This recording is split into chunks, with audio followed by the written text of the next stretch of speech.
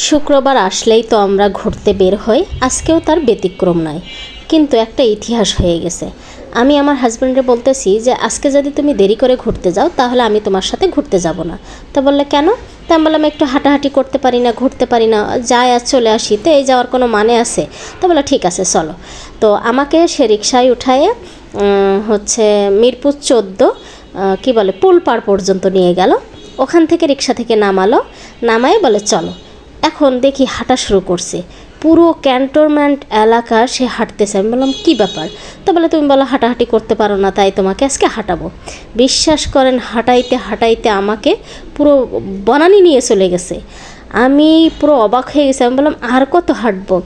তো আমি লাস্টে ব্যাক করছি। আমি বললাম আর যেতে পারবো না, মানে রেল লাইন পার হয়ে ওই সাইডে চলে গেছি, তাও বেশ অনেক দূর চলে গেছি। সেখান থেকে আমি নিজে ব্যাক করাই নিয়ে আসছি।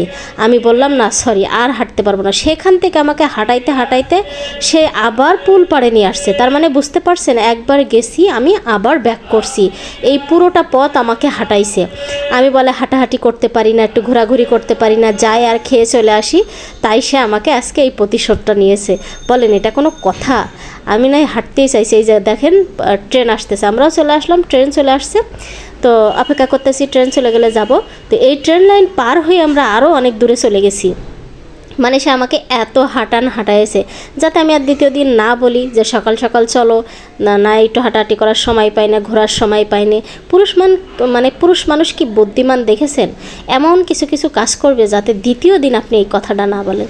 যাই হোক, কষ্ট করে ফিরে চলে এসেছি আমার সেই প্রিয় জায়গায়, মিরপুর 14তে। এখানে তো সব ধরনের খাবার দোকান আছে, কোনো খাবারের অভাব নেই। তো এখানে চলে আসলাম। এখানে আসলেই তো আমরা পিঠা খাই, কারণ এখানকার পিঠা ভর্তা সবসময় বলি স্পেশাল। তো এই যে নানান রকমের ভর্তা দিয়ে গেছে, সাথে পিঠা দিয়ে গেছে, এখন এটা খাওয়ার পালা। তো এইখানে আসলে তো এই পিঠা না খেয়ে বিশেষ করে আমরা যাই না, আরও অন্য খাবার খাই। বাট আজকে মনে হচ্ছে পিঠা খেয়ে আর কিছু খেতে পারবো না, কারণ অনেক হাঁটাহাঁটি করছি, অনেক কষ্ট হয়ে গেছে। যাই হোক, পিঠাটা আগে খাই। তো আমরা চিতই পিঠা খাচ্ছিলাম, এরই মাঝে দেখি আমার হাজব্যান্ড আবার চলে গেছে এখান থেকে। আমি ভাবলাম কোথায় গেল। কিছুক্ষণ পরে দেখি সে আবার ভাপা পিঠা নিয়ে আসছে। তার ভাপা পিঠাটা বেশি পছন্দ, চিতই পিঠার থেকে সে ভাপা পিঠাটা বেশি পছন্দ। এটাও খাই, বাট ওটা থাকলে একটু আগে খাই, তারপরে এটা খাই।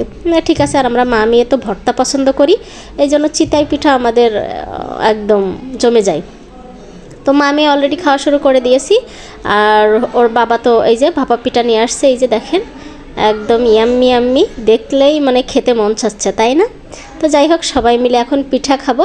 এরপর আসলে সামান্য একটা কথা নিয়ে একটু রাগারাগি করে, মানে আর কিছু না খেয়ে চলে এসেছি। মানে সামান্য একটা বিষয়, মানে সে একটা কথা বলেছে, আমার একটু মনে কষ্ট লেগে গেছে। আমি আর কথাটা তো না বলে কিছু আর না খেয়ে একদম সোজা গটগট করতে করতে তার সাথে চলে এসেছি।